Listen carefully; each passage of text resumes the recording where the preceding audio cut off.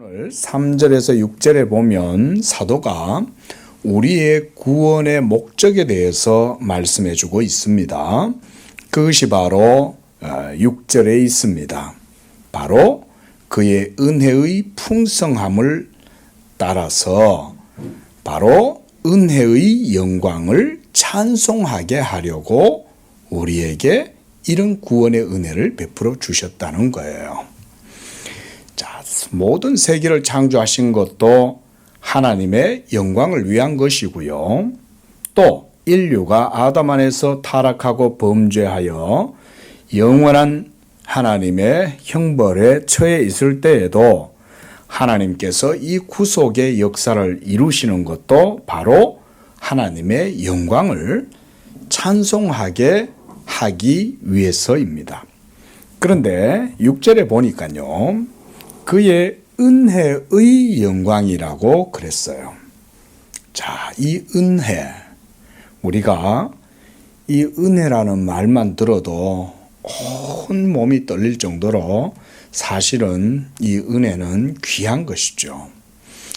복음을 아는 사람은 하나님의 은혜에 대한 감사가 있는 사람입니다. 하나님의 은혜란 어떤 은혜입니까? 인간이 함께 협력해서 인간의 의지가 플러스 되었을 때 그렇게 해서 이루어지는 게 은혜입니까? 그게 아니죠. 6절 말씀에 보면 우리에게 거저 주시는 바, 이게 바로 은혜입니다. 값 없이 아무 조건 없이 거저 주시는 것, 이것이 바로 하나님의 은혜인데 이 은혜를 찬양하도록 우리를 택하시고 불러주셨다, 그 말입니다. 그러니까 이런 은혜에 찬송이 되도록 하기 위해서 우리를 부르실 때 그러면 우리에게 자격이 있을까요? 없을까요? 자격이 없는 거예요. 아무런 자격이 없는 자를 하나님이 부르시고 택하시는 거예요. 이 사실을 우리가 믿어야 하는 것입니다. 복음을 믿는 사람은 누구든지 이 신앙의 고백을 가지고 있어야 돼요. 내가 하나님 앞에 아무런 자격 조건이 없다. 이거는 언제까지 고백해야 됩니까? 예수 믿을 때까지, 죽을 때까지 이거 고백해야 되는 거예요. 우리가 지난주에 스콜라주의 학자들의 궤변에 대해서 봤어요. 그렇죠? 예수 믿고 난 다음에는 자기가 율법의 의를 이루기 위하여 행위가 있어야 한다라고 하는 궤변이었죠.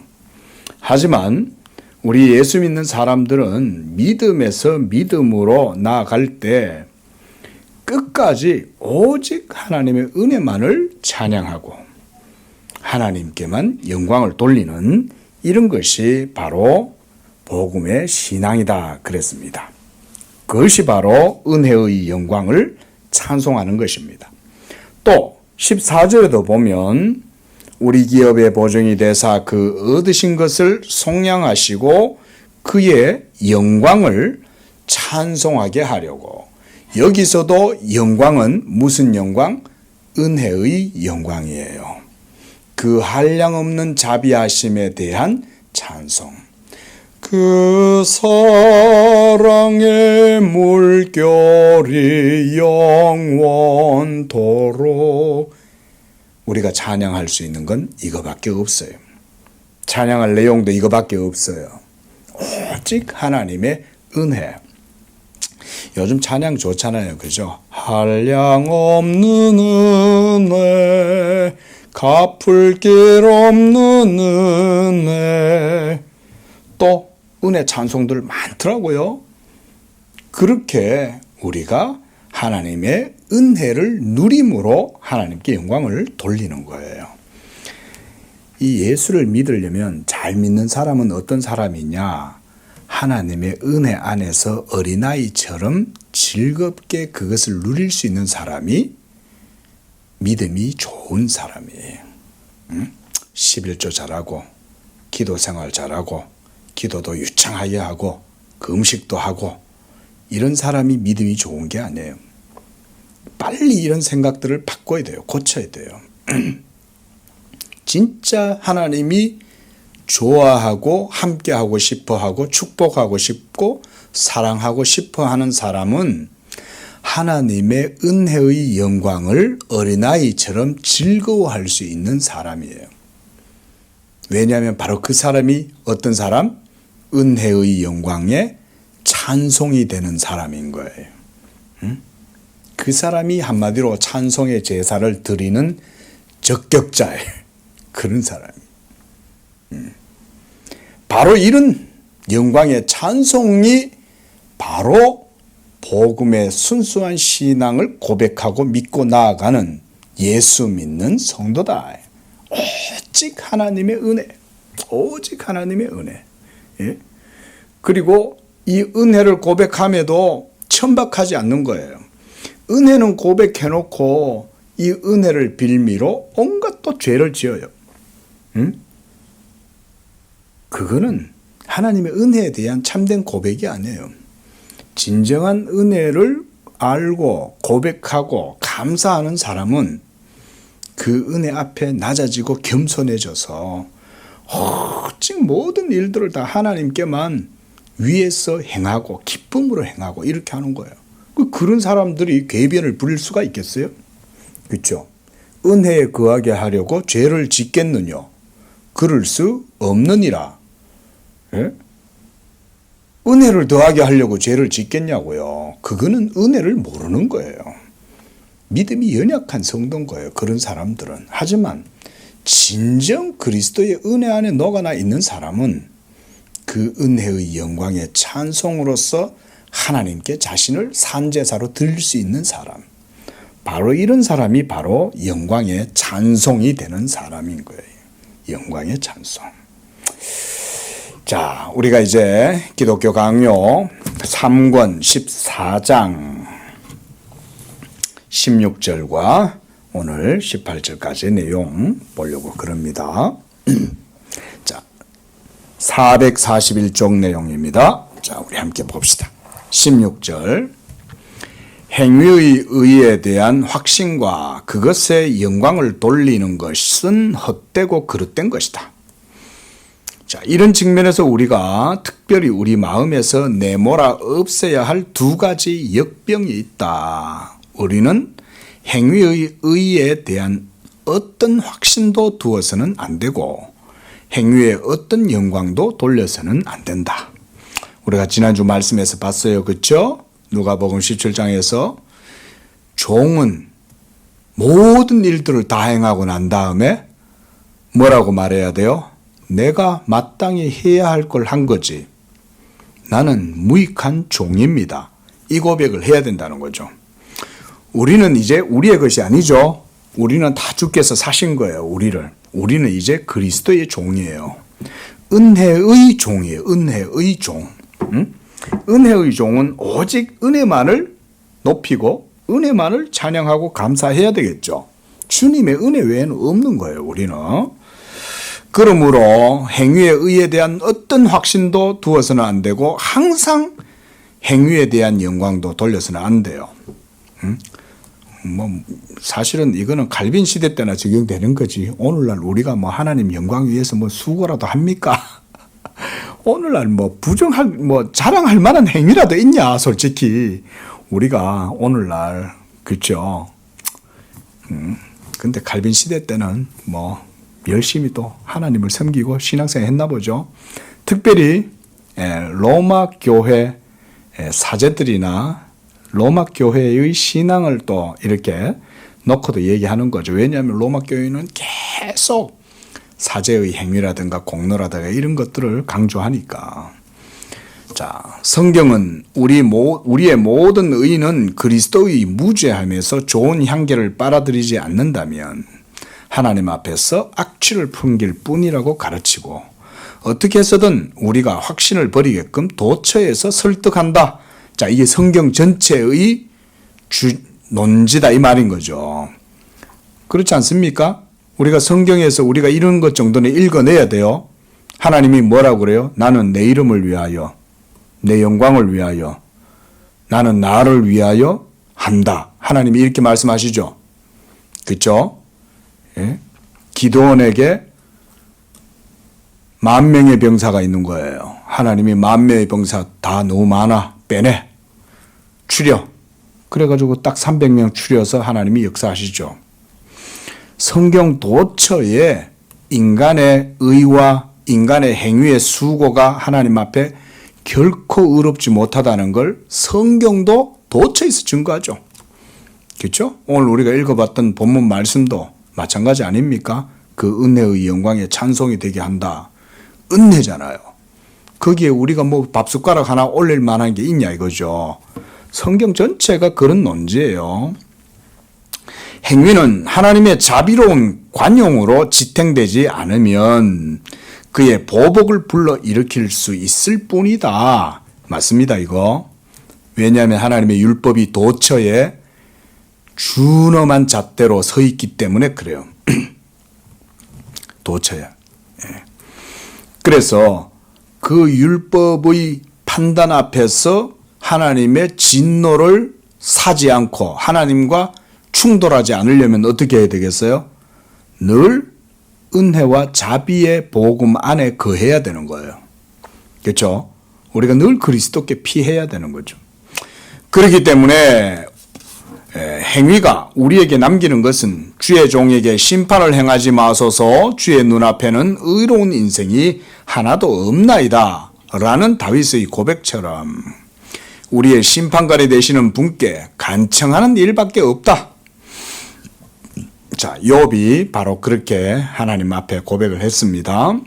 내가 악하면 화가 있을 것이오며 내가 의로울지라도 머리를 들지 못합니다. 이렇게 그다음 밑에 줄 가장 고상한 천사들도 부응할 수 없는 하나님의 의에 대한 관심을 표명하는 동시에 하나님의 심판대 앞에 나아갈 때 모든 인생에게는 그 의와 관련해서 아무것도 남는 게 없고 오직 침묵만이 계속될 뿐이다. 침묵이란 하나님의 율법의 판단 앞에서 입 다문다 이 말이죠. 자기 의를 변론할 수 있는 그런 사람은 한 사람도 없다 이 말인 거예요. 그래서 침묵한다. 침묵. 아무 말을 못한다 이 말이에요. 욥이 그랬죠. 욥이 욥기 마지막에 가서 하나님 앞에 내 입을 닫겠습니다. 이렇게 말하잖아요. 욥이. 근데 욥기 초반부터는 어땠어요? 욥기 초반에는 욥도 친구들이 뭐 소발하고 뭐 엘리후하고 와가지고 계속 뭐라 그러니까 자기도 이제 막 한 소리 하는 거죠. 야, 나도 잘못 없어 이러면서 자기 의를 자랑하잖아요. 아니, 자랑이 아니라 주장을 하잖아요. 욥의 그런 내용이 틀린 건 아니죠. 욥이 틀린 말 한 건 아니에요. 근데 기준이 친구들이 아니고 하나님일 땐 얘기가 달라지죠. 그렇죠? 하나님의 의 앞에 섰을 때는 입을 못 열어요. 여러분 우리가 여기서 늘 언젠가 우리가 욥기도 한번 봐야 되겠지만 우리가 하나님 앞에 서 있으면요 아무 인생도 입을 열 수가 없어요. 하나님 앞에. 그래서 욥기의 마지막에 가서 욥이 하나님 앞에 제가 잘못했습니다 이러면서 욥이 입을 딱 다물잖아요. 자기 입을. 그런 얘기인 거예요 지금. 자, 그래서 지금 그 밑에도 바로 욥에 대한 얘기를 칼빈도 언급해 놓고 있죠. 곧 넘어갑시다. 방금 제가 말씀드렸으니까요. 자, 그 다음 문단 세 번째 줄 밑으로 내려와서 그러므로 이사야가 부르는 곳으로 나아가야 한다. 이스라엘 자손은 다 여호와로 말미암아 의롭다함을 얻고 자랑하리라. 그가 우리를 의의 나무 곧 여호와께서 심으신 그 영광을 나타낼 자. 이게 오늘 본문 말씀하고 같은 거예요. 우리는 은혜의 영광을 나타낼 자들인 거예요. 이게 이사야 선지자도 이런 얘기를 한 거예요. 장차 그리스도의 은혜가 온 세계 가운데 드리워지고 나타나게 될 때 수많은 사람들이 하나님의 은총과 자비로 말미암아 이 복음의 광채에 힘입어서 하나님 앞에 영광의 찬송이 되게 될 것이다. 우리 양재교회, 우리 성도들이 바로 이런 하나님께 영광의 찬송이 되기를 축원합니다. 이런 영광의 찬송이 되어야 되는 거예요. 우리가 말씀드렸듯이 에베소서 말씀처럼 은혜의 영광의 찬송이 되려면 하나님의 은혜에 젖어 들어야 돼요. 하나님의 은혜도 모르고 그저 자기 열심과 자기 의지가 막 살아가지고 막 깃대를 갖다가 막 뒤흔들고 그러고 살면 하나님의 영광의 찬송이 못 돼요. 껍데기는 뭐 11조도 하고, 뭐 요란스럽게 뭐 봉사도 하고, 교회와가 뭐 활동도 많이 하고, 뭐 이렇게 할지 몰라도 그 속에는 하나님을 즐거워함이 없잖아요. 다 자기 의에 대한 과시와 자기 의에 대한 자랑과 자기 사랑밖에 없잖아요. 하나님은 그 속을 아신다고요. 그럼 하나님이 그걸 기뻐하시겠냐고요. 하나님은 하나님의 것을 받으시잖아요. 그렇죠? 하나님은 하나님의 것을 받으시는 거예요. 오직 예수 이외에는 하나님이 안 받아요. 자, 넘어갑시다. 자, 17절. 그 16절 제일 마지막 줄. 왜냐하면 그들은 항상 그들의 구원의 원인을 어디에? 행위에. 자기들 행위에 정초시키는 거예요. 이거요, 2000년 전이나 칼빈 시대 때나 지금이나 똑같습니다. 또 1000년 지나 보세요. 1000년 지나도 똑같습니다. 예? 사람은 안 바뀝니다. 오직 하나님의 은총 가운데 택하심을 입은 자비하심으로 말미암아 부르심을 받은 자들만이 똑같이 또 이런 소리를 하는 거예요. 오늘날 사람들이 행위만 또 자랑합니다. 1000년 후에도 아마 그 소리 할걸요. 예? 예수님이 오시기 전까지는 항상 우리는 이걸 싸워야 돼요.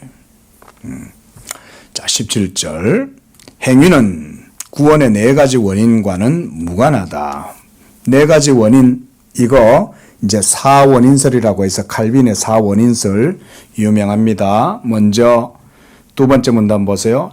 첫 번째 보면 진정 철학자들은 사안들의 효과적 작용이 어떻게 일어나는지 파악함, 이렇게 해놨죠. 이게 이제 아리스토텔레스의 4원인설을 칼빈이 여기에서 끌어들여서 설명을 하는 거예요. 먼저 두 번째 문단에 보면 효과인이 있어요. 그렇죠?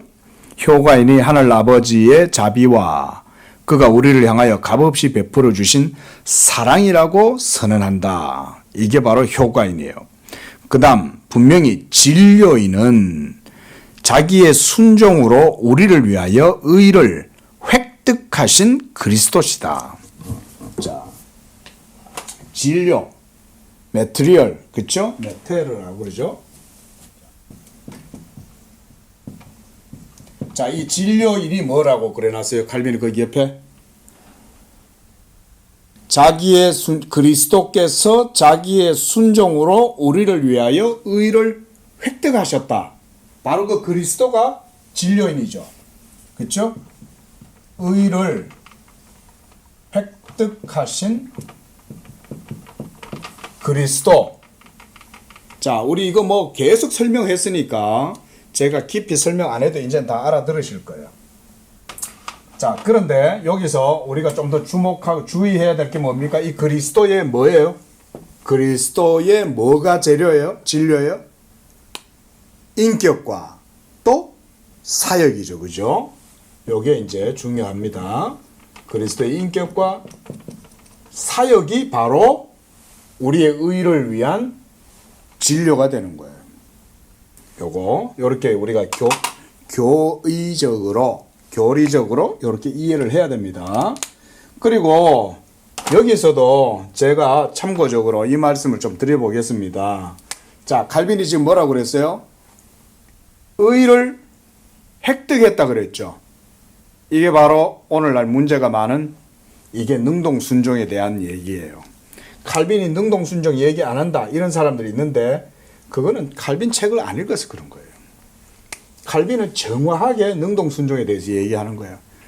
obtain, 의를 획득한다. 이게 바로 능동순종입니다. 의를 그리스도께서 어떻게 의를 획득했어요? 하나님 아버지의 뜻에 따라 순종하심으로 의를 획득했죠? 그렇죠? 그러면 그 순종이 행하신 순종이죠? 그렇죠? 율법을 행하심으로 요 능동순종은 행하신 것이다 그랬습니다. 행하심이다. 액티브다 그랬어요. 바로 이 율법을 행하심으로써 의를 획득했다. 이게 능동순종의 가장 핵심적인 내용이에요. 칼빈이 왜 능동순종 얘기 안 해요? 능동순종이라는 단어를 언급하지 않았을 뿐이지 칼빈은 정확하게 능동순종의 교리적 개념을 갖고 있어요. 우리를 위한 의를 아버지의 명령, 요 율법은 명령하고 동일한 겁니다. 하나님의 아버지의 명령하고. 자, 나는 아버지의 명령이 영생인 줄 아노라 그랬죠. 자, 이 명령이 바로 구약의 율법으로 주어진 겁니다. 그리고 그 율법을 그리스도께서 자기의 인격과 사역을 통해서 전체 생애 가운데 순종하심으로 행하신 거예요. 행하신 거. 그럼 당하신 건 뭐예요? 당하신 건 무슨 순종이라 그래요? 공부를 했는데 왜? 응? 행하신 건 능동순종이고, 응? 그렇죠. 왜 말이 자신이 없어요? 수동적 순종의 바로 당하심이다 그랬죠. 그렇죠? 패시브잖아요. 패시브. 예? 뭘 당했어요? 당했다는 건 뭘 당했다는 거예요? 응? 뭐에 대해서 당했어요? 예수님이. 십자가를 통해서 뭘 당하신 거예요? 율법의 형벌을 당하신 거죠. 그렇죠? 그러니까 율법을 행하시고 율법의 형벌을 당하신 거예요.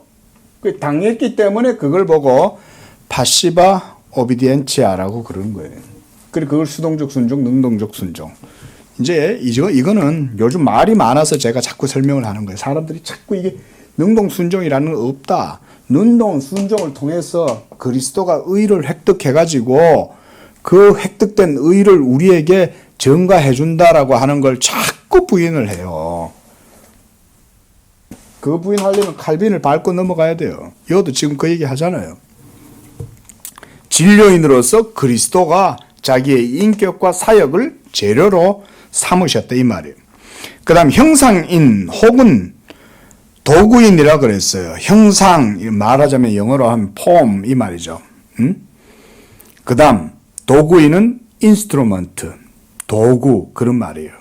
근데 이게 믿음이에요. 믿음. 자, 믿음을 도구인, 형상인 이렇게 말해요. 자, 요거에 대해서는 제가 깊이 있게 설명 안 하고요. 우리가 자주 했기 때문에 넘어가겠습니다. 그 다음 목적인, 그 제일 밑에 문단 목적인에 관해서 사도는 하나님의 의의 증거와 그 선하심에 대한 찬양에 있다. 한마디로 하나님 영광이죠. 같은 곳에서 나머지 세 가지도 분명히 언급한다. 자, 넘어가고요. 443쪽에 거기 보면 칼빈이 그 문단 443쪽에 있는 이 첫째 문단 속에서 바로 이런 진료인, 효과인, 도구인, 형상인, 목적인에 대해서 이 속에서 그것을 그대로 풀어서 설명을 해주고 있는 거예요. 여기에서. 자, 한번 읽어볼까요? 자, 이 로마 사람에게 이를 다음과 같이 전한다 하면서 모든 사람이 죄를 범하였음에 하나님의 영광에 이르지 못하더니 하나님의 은혜로 값없이 의롭다 하심을 얻은 자 되었느니라. 자, 이 말씀에서 당신은 구원의 기원이자 첫 번째 원천이 뭔지를 보게 된다 이 말이죠. 그게 뭐예요? 그리스도 예수 안에 있는 속량으로 이랬어요. 이 속량이 뭐겠어요? 바로 재료인 거죠. 재료, 진료인 거예요. 여기서 이른바 구원의 진료를 대하게 된다. 이로써 우리를 위한 의가 형성된다. 우리의 구원이 만들어지는 거예요, 여러분. 예수님이 구속 사역을 성취하고 이루시기 전에는 우리의 구원이 만들어질 수 없었어요. 그때는 약속만 있었어요. 성취가 아직 없었죠. 그런데 예수께서 전생애를 통해서 순종하시고 최후의 십자가로 순종을 완전히 확증하셨을 때 거기에서 우리를 위한 의가 형성된 거예요. 이런 개념을 잘 기억해 놓으세요. 예? 보통 우리는 어떻게 생각합니까? 내가 믿으면 구원받는다 이 생각하잖아요. 근데 구원의 재료가 뭔지를 생각을 안 해요, 우리는. 이런 게 소위 구원파가 이런 식인 거예요. 교리를 모르면요, 쉽게 휩쓸려 들어가는 거예요. 뭐 믿음 그 자체가 뭔가 대단한 줄 알아요. 근데 늘 강조하지만 우리는 뭐라 그랬어요? 믿음은 하나님이 만드시는 거라 그랬죠. 그렇죠? 그리스도의 말씀으로 우리의 믿음이 만들어지는 거예요. 성령이 우리 속에서 그리스도의 진리, 이 진료를 가지고 우리 안에서 믿음을 만드시는 거예요. 그랬을 때 그걸 도구로 만들어주는 거예요. 하나님의 은혜와 구원을 받는 도구. 한마디로 우리가 동양을 해도 길거리에서 거린들이 동양을 하면 그릇을 갖다 놓잖아요. 그릇이 있어서 사람들이 적선을 합니까? 그게 아니죠. 그릇이 있어도 사람들이 그냥 다 지나가. 근데 자비를 베풀고자 하는 사람이 있죠. 그러면 그 사람 때문에 그 그릇에 동전이 땡그랑하고 떨어지는 거죠. 그릇이 있어서가 아니에요. 그런데 그럼에도 불구하고 그 자비를 받는 그릇을 만들어주죠. 그렇죠? 도구예요. 하나님이 우리가 구원을 얻도록 하기 위한 도구로서 믿음이에요. 그 다음에 형상에는 이것도 마찬가지로 형태, 형식 이렇게 생각하시면 됩니다. 자, 그런 내용들에 대해서 설명해 주죠. 그래서 그의 피로써 믿음으로 말미암는 이란 말씀에서 그리스도의 의가 우리에게 적용되는 구원의 도구로서의 원인이 제시된다. 마지막으로 사도는 하나님의 의를 증명하기 위해 구원의 목적도 덧붙인다. 이렇게 해서 이제 사원인설이 거기에 다 적용되는 거죠. 그죠? 자, 넘어갑니다. 자, 그래서 그 다음 문단 두 번째 줄, 그리스도의 중재로 인하여 이 일이 일어나고 우리의 믿음으로 그것을 이해하게 된다는 사실, 모든 것이 존재하는 목적은 하나님의 선하심의 영광이 완전히 빛나도록 하기 위해서다. 이게 바로 오늘 우리가 에베소서에서 봤던 말씀과 같은 거예요. 그 사랑의 물결이 영원토록, 그 사랑의 물결이 영원토록 하나님의 은혜와 자비가 그 복음 가운데에서 넘친다. 그 말인 거예요. 이런 복음의 은혜 안에 거하는 성도는 얼마나 복되겠어요. 그렇죠? 자신의 모든 연약함도 그 은혜로 말미암아 다 해결되는 거예요. 예. 우리 이제 기독교 상담학을 이제 하실 텐데, 상담하는 사람이 진이 안 빠지려면 은혜에 충만해야 그게 성공합니다. 상담 테크닉이 사람의 영혼을 위로하고 안식을 줄 수 없습니다. 상담하는 상담자가 성령 충만해가지고 하나님의 은혜 가운데 기도의 능력을 붙들고 딱 나아가면 내 상담 기술 속에 성령이 역사하시는 거예요. 예. 자, 그래서 고문단 제일 밑에 두 번째 줄, 마치 우리의 행위가 믿음과 그리스도의 의와 함께 절반의 자리를 차지하기라도 하듯이 진료인과 형상인을 그릇되게 다룬다. 누가? 로마교 스콜라주의자들이 그런다 이 말인 거예요. 전적인 하나님의 은혜밖에 없는 거죠. 그래서 444쪽 자, 그리스도가 우리를 위한 의와 생명이라는 사실과 그 의라는 은혜는 오직 믿음으로만 우리의 것이 된다는 사실, 이 두 가지 모두 단적으로 주장한다. 그들이 이렇게 말한다는 거예요. 믿음은 우리의 것이다. 이렇게 말한다는 거예요. 그게 아닙니다. 믿음도 하나님의 겁니다. 여러분 그런 생각 해보셨어요? 여러분 숨 쉬는 거 가지고 감사해 보셨어요? 저는 오늘 하루 그렇게 한번 감사해 봤습니다.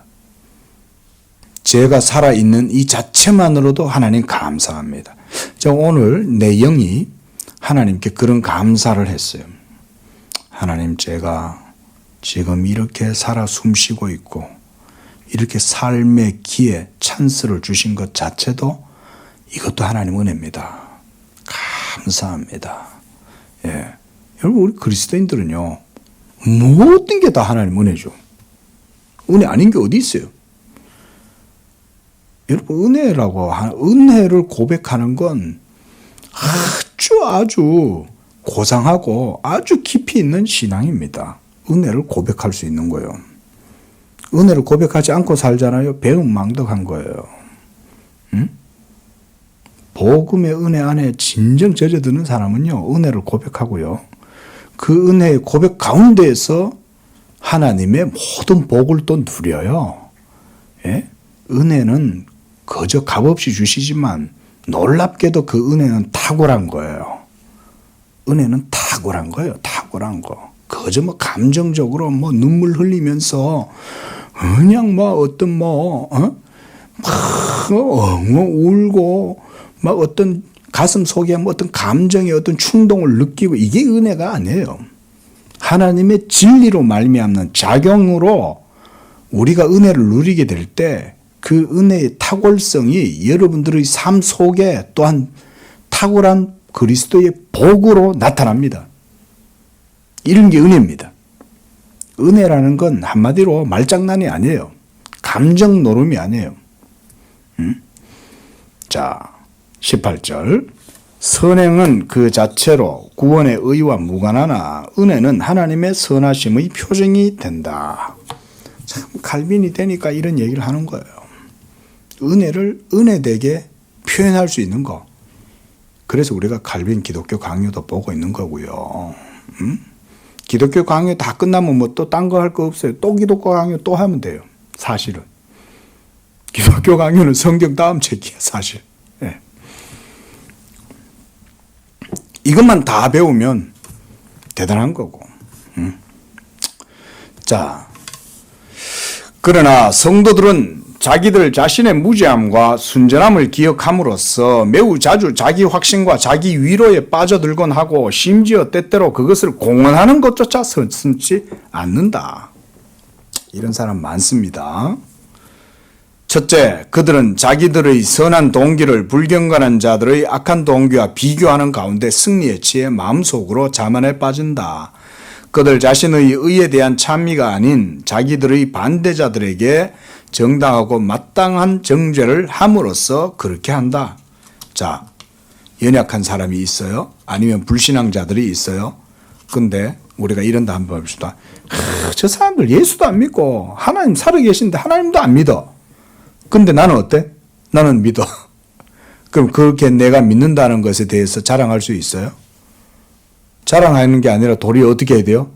저들은 믿지 아니함으로 하나님의 진노 아래에 있고 나는 믿음으로 하나님의 구원의 은혜를 받았다면 어떻게 해야 돼요? 더 두려워해야죠. 그렇지 않습니까?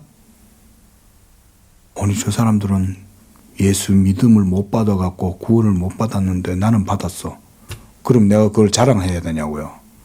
그게 아니잖아요. 구원을 주신 하나님 앞에 두렵고 떨어야죠.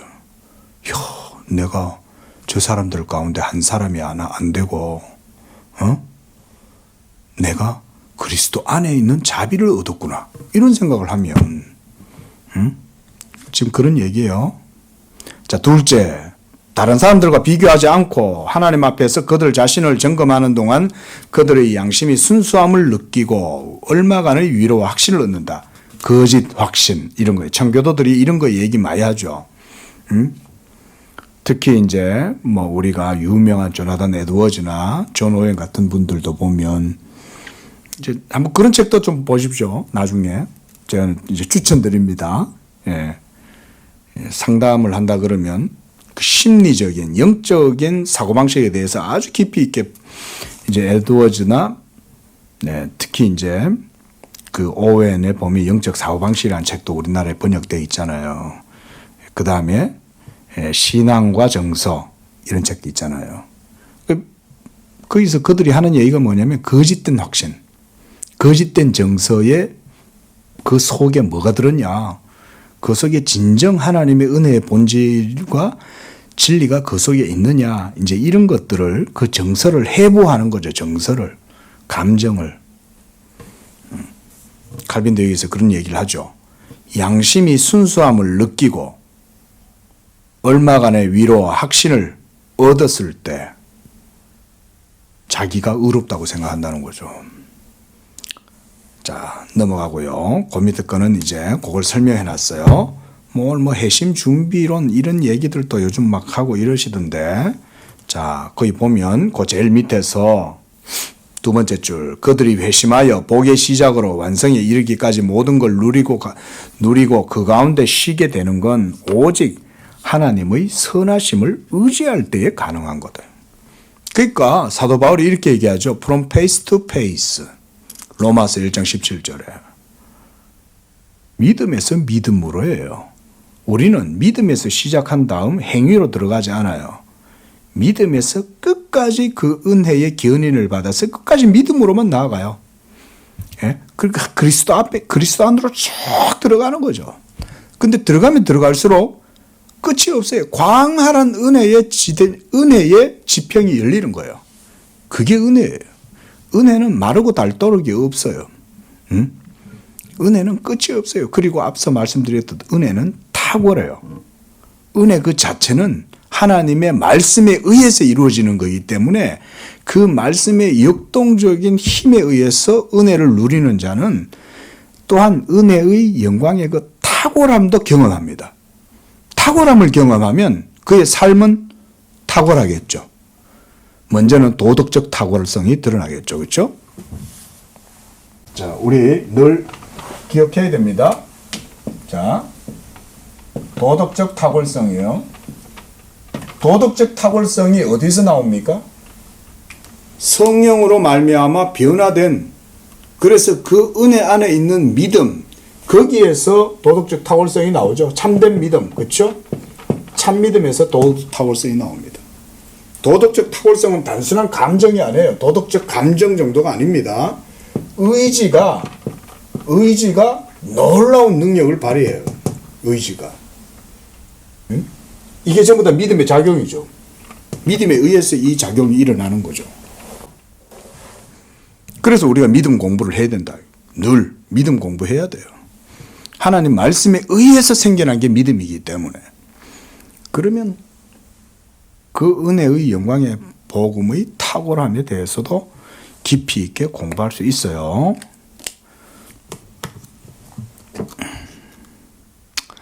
그래서 이렇게 기초가 놓이고 세워지고 확립된 양심은 행위에 대한 고찰을 통해 확립되어야 한다. 행위가 하나님이 우리 안에 내주하시고 우리를 다스리는 증인이 되어야 한다. 그렇죠? 자, 이 도덕적 탁월성에 의해서 행위를 하면 이 의지가 자극을 받아갖고 활동을 할 거 아니에요. 그러면 행위가 드러났을 때 이 행위는 어디서 나왔어요? 믿음에서 나왔잖아요. 그렇죠? 응? 야고보 사도가 말한 것처럼 믿는 니는 그러면 너 행위를 보여라 이 말인 거잖아요. 그게 이런 얘기하고 똑같은 거예요. 결국은 참 믿음은 성령의 능력으로 말미암아 그리스도를 통해서 이런 도덕적 탁월성이 행위로 드러나요. 그래서 행위가 하나님이 우리 안에 내주하시고 우리를 다스리는 증언이 돼야 된다는 거예요. 자, 넘어가겠습니다. 19절 보겠습니다. 자, 행위는 부르심의 열매로 하나님의 은총을 선포한다. 오늘 18절까지죠. 죄송합니다. 예. 자, 그러면 그 445쪽 두 번째 문단만 잠깐 더 보고 마칩시다. 그런 만큼 당신이 먼저 마음의 확신 전체를 하나님의 자비에 내던지지 않는 한 요거 핵심입니다. 우리 조창훈 목사님 하나님의 자비 The mercy of God 이거 계속 강조하는데 이유가 있어요. 칼빈 신학의 중심이 이 자비에 있습니다. 진짜입니다. 그런 점에서 조창훈 목사님은 아주 탁월하게 이거를 잘 지적한 거예요. 복음의 요체는 뭡니까? 하나님의 자비에 있습니다. 복음의 요체는. 근데 우리가 어떤 분은 또 복음의 요체는 그리스도시죠. 맞아요. 근데 그리스도는 어때요? 하나님 자신이시잖아요. 그죠? 하나님이 우리에게 자신을 주실 때 그리스도를 통해서 주시잖아요. 그러니까 사실은 우리가 그리스도를 믿는다면 하나님의 자비를 그리스도를 통해서 확신할 수밖에 없어요.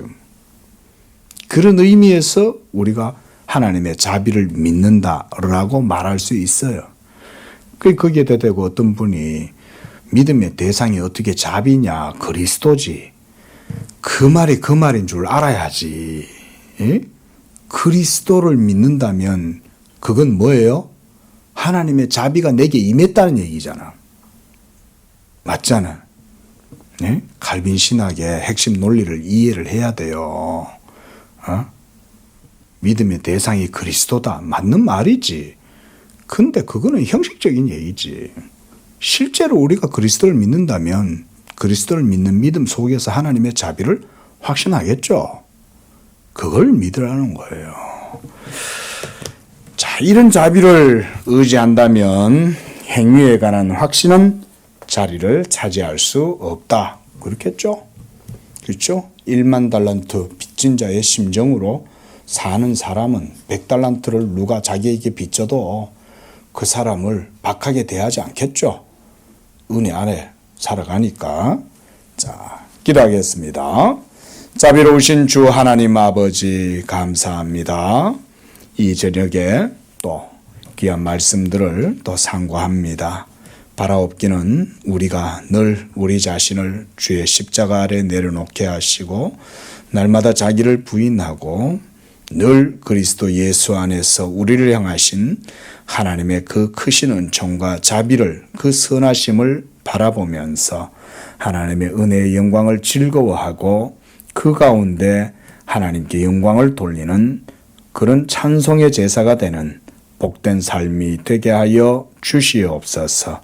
또한 우리 성도들이 예수 믿는 믿음 가운데 행하고 나아갈 때 복음으로 말미암는 이 은혜의 탁월성이 우리 성도들의 삶 속에서 나타나게 하시고 그것을 통해서 우리 성도들의 삶이 하나님의 영광을 온전하게 드러내는 삶이 되도록 축복하여 주시옵소서. 예수님의 이름으로 기도합니다. 아멘.